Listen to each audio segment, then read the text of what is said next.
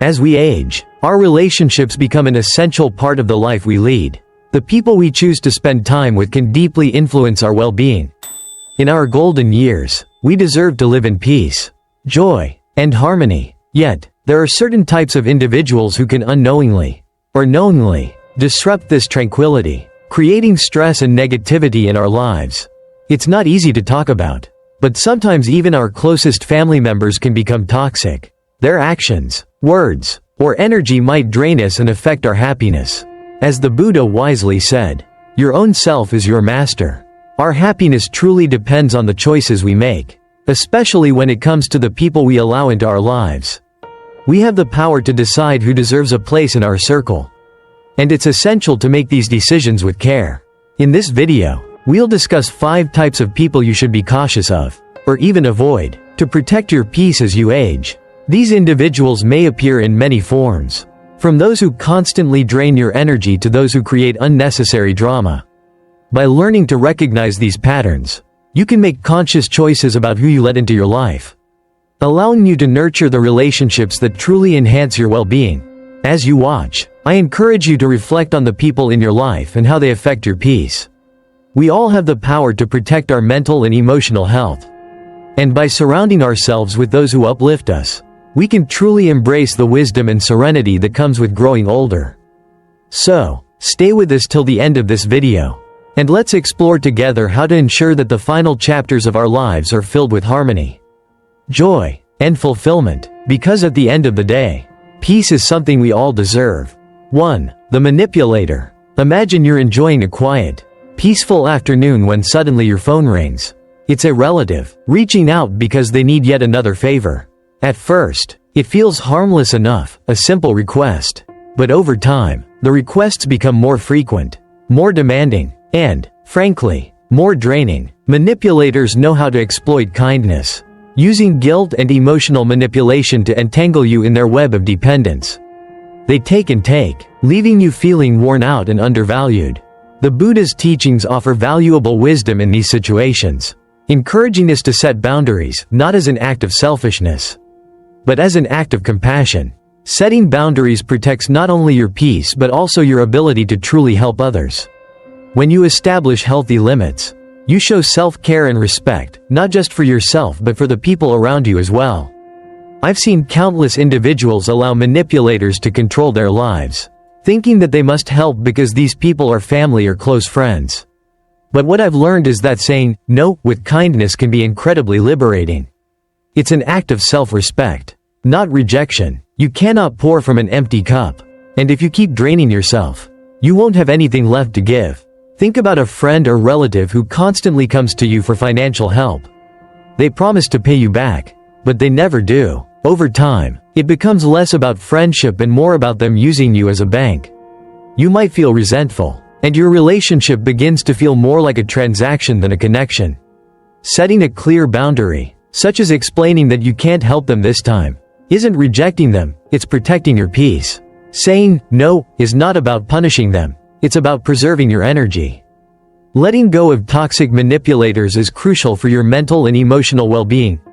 At first, saying no might feel uncomfortable or even guilt-inducing, especially if it's a family member or close friend. But remember, this is a necessary step to preserve your inner peace. By setting clear boundaries and learning to say no with kindness, you're taking control of your own happiness. It's not an act of selfishness, it's an act of self-care that will allow you to continue living a peaceful, fulfilling life. 2. The self-absorbed. The Buddha teaches us that true connection arises from empathy, the ability to understand and share the feelings of others. It's this deep connection that brings people closer, creating bonds that nourish both individuals. But some people, particularly the self-absorbed, are so consumed by their own thoughts and needs that they cannot see or hear those around them. They dominate conversations, turning everything into a reflection of their own life. As a result, others feel unheard, unnoticed, and even invisible. We've all encountered someone like this. The person who always shifts the focus back to themselves. Regardless of what you're saying, they may not intend to hurt you, but their behavior leaves you feeling drained and frustrated. When this pattern happens repeatedly, it becomes clear their needs always come first, and yours are secondary. As we age, our time becomes more precious, and we grow less willing to tolerate one-sided relationships. When we're younger, we may have more patience for people who dominate conversations or disregard our feelings. But as we grow older, we tend to crave deeper, more balanced connections. If you find yourself in a constant cycle of listening to someone who can't offer you the same respect, it's a clear sign it's time to step back. Your energy and time are valuable, and it's essential to surround yourself with people who genuinely listen, care, and empathize. Imagine you're at a family gathering, sharing a story about your childhood, something that's close to your heart. But before you can finish, the person you're talking to interrupts and immediately shifts the focus to their own life. They may talk about their own experiences or concerns, without acknowledging what you've shared. Over time, this pattern becomes exhausting. You begin to feel like your thoughts and feelings don't matter, that you're just a sounding board for their monologue. This behavior not only drains your energy but also diminishes your sense of worth. It can make you feel invisible and unimportant. True connections should nourish both parties, and a healthy relationship involves mutual respect, understanding, and empathy. If you find yourself constantly giving but never receiving in return, it's important to take a step back and redirect the conversation. Assert your voice, share your experiences, and express your needs. And if the behavior doesn't change, consider distancing yourself from those who cannot listen or empathize. Surrounding yourself with people who truly care about you will help you create a more fulfilling, balanced life, where your thoughts and feelings are heard and valued.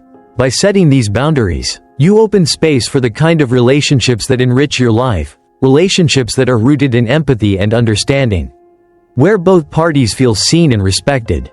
It's not about shutting others out, but about making sure that the connections you invest in are mutually beneficial and uplifting. 3. The critic. Criticism, especially when it comes from those we love, can be deeply painful. A helpful suggestion might seem innocent at first, but underneath, it often carries a subtle judgment. Over time, these comments chip away at your self-esteem, making you question your choices and abilities. It's a slow erosion of confidence, one remark at a time. In Buddhism, we learn that the words of others are like arrows, sharp and pointed. But they only hurt if we let them penetrate. The key is not allowing their words to define us. Criticism can sometimes be constructive, a tool for growth and improvement. We all need feedback from time to better ourselves. However, habitual critics, those who constantly find fault, are often projecting their own insecurities onto others. Their words reflect more about their struggles than yours. As we age, our sense of self-worth becomes more valuable. We begin to understand that we are enough as we are, and we grow less tolerant of unwarranted judgment. Learning to dismiss criticism with grace is not only empowering but also essential to preserving our emotional well-being. Think about a family member who frequently tells you how you should be living your life, whether it's about your lifestyle, your choices, or even how you look. They might suggest that you should eat differently, dress in a certain way, or adopt a new hobby. At first, you might brush it off, but over time, these unsolicited suggestions start to accumulate. Each one makes you second-guess your decisions, leaving you feeling unsure about yourself. You may begin to wonder if you're doing everything wrong, despite the fact that these comments are often more about the critic's preferences than your actual needs. Instead of internalizing criticism, it's important to reflect on the intent behind the words. Is the criticism meant to help you grow? Or is it an attempt to impose someone else's values or insecurities onto you? If the intent isn't positive or constructive, it's best to let it go. Protect your emotional energy by setting boundaries with chronic critics. You don't need to absorb every opinion that's thrown your way, especially when it's not coming from a place of genuine care. By learning to dismiss unwarranted criticism and remaining true to yourself, you preserve your peace and confidence. This is a crucial life skill, one that will allow you to navigate the world with strength and authenticity, no matter what others say. 4. The irresponsible. The irresponsible person often thrives on others picking up the slack for them. They may make promises to change, assuring you that they'll handle their own issues next time, but these promises rarely come to fruition. Instead, they continue to rely on you for emotional, financial, or practical support, leaving you drained and overwhelmed. What begins as a small request for help can snowball over time, disrupting the peace you've worked so hard to establish. The constant strain of carrying someone else's weight can eventually take a toll on your own well-being. The problem with enabling irresponsible behavior is that it prevents growth. We all want to help those we care about.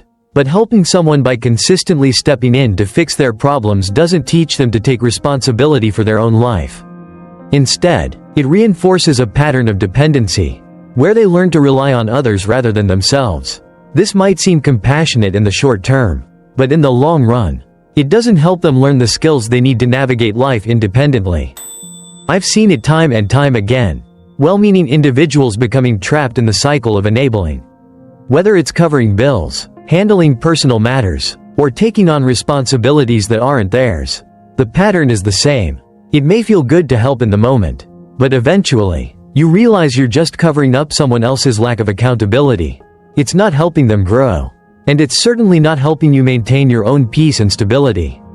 Over time, this behavior can make you feel emotionally and physically exhausted, and you may begin to resent the person you're helping.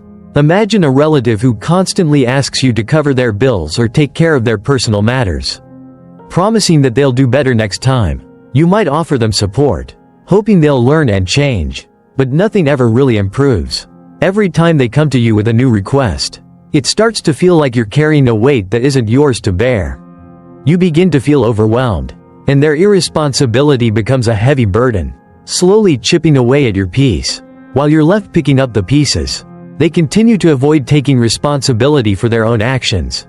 Conclusion: compassion is an important virtue, but it's crucial to recognize that true compassion doesn't mean fixing everyone's problems for them.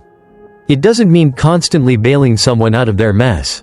Instead, compassionate detachment involves offering advice or gently directing them toward resources that can help them solve their problems independently. By doing this, you're not abandoning them. You're teaching them to take responsibility for their own lives and actions. It's a powerful act of self-care and personal growth, not just for you, but for them as well. In the end, learning to step back and allow others to take ownership of their responsibilities doesn't mean you love them any less. It means you're allowing them the space to grow. And by setting these boundaries, you preserve your own energy and peace, ensuring that you can continue to live a fulfilling and balanced life, free from the constant burden of others' irresponsibility. 5. The ungrateful. Generosity is a beautiful and rewarding act, one that stems from a place of love and care. Whether it's offering your time, your resources, or your energy, giving can bring immense joy. But when your kindness is met with ingratitude, it can be deeply disheartening. The ungrateful person often takes your generosity for granted, leaving you feeling unappreciated and, over time, emotionally drained. When you give selflessly, the expectation isn't for anything in return, but simply a recognition that your efforts are valued. However, when that acknowledgement is absent, it can turn a gift into a burden. I believe that giving should always come from a place of joy, not obligation. However, when your kindness is met with indifference or entitlement, it can quickly shift from something fulfilling to something that drains your spirit. As we grow older, it's essential to recognize when our generosity is being misused. It's not about being unkind or stopping your acts of generosity altogether, but about understanding that your emotional and physical energy is precious. You can't continue to pour from an empty cup, and giving to those who don't appreciate your efforts only leaves you feeling exhausted and unappreciated. Think of a time when you've prepared a thoughtful meal for someone you care about. You've spent time selecting the ingredients, preparing the meal with love, and offering it as an act of care, instead of expressing gratitude. However, the person you made it for complains about the food or criticizes your efforts. This might seem like a small thing at first, but over time, these interactions accumulate. Each complaint makes you feel smaller and less appreciated, and the energy you've poured into the act of kindness starts to feel wasted.